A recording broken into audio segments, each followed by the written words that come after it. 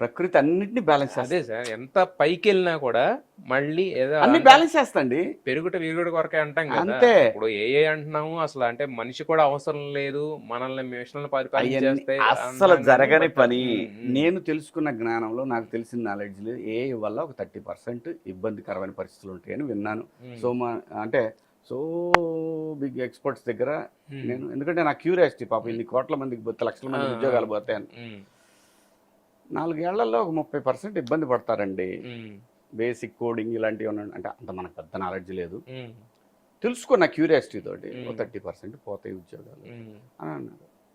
ప్రకృతి అన్నింటినీ సెట్ చేస్తారా నాయన, ఏం పర్లేదు. ఎందుకండి ఇప్పుడు ఎందుకంటే నిజం చెప్తున్నా, వ్యవసాయం లాభసాటిగా లేదు.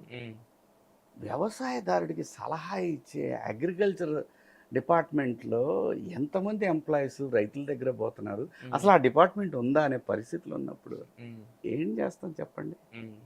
యూట్యూబ్లో చేసుకుని వాడే నేర్చుకుని వాడే పోయి చేయాల్సిన పరిస్థితి. మళ్ళీ అందరికి ఉద్యోగాలని అందరూ డబ్బులు తీసుకుంటున్నారు. వ్యవసాయం దండగనే వాళ్ళని నేను ఒప్పుకోను. వ్యవసాయం గిట్టుబాటు కావాలంటే నేనేమంటానంటే, ప్రపంచానికి కావాల్సింది ఏంటి మేజర్గా? ఫుడ్. ఫస్ట్ కొర్రలేయి బాయ్, ఎవడు మనకి రేట్లు ఇట్లా కొర్రలేయి. మా తమ్ముడికి అదే చెప్పా, పొలం మొత్తం కొర్రలేయి, అది ఎంతన్నా పడినాయి, దానికి పెట్టుబడి లేదు. దున్నాలి, ట్రాక్టర్ ఉంది, దున్నుకుందాం, కొంటాం, కొత్త ట్రాక్టర్ ఒకటి కొంటామని చెప్పాను నేను మా వాడికి.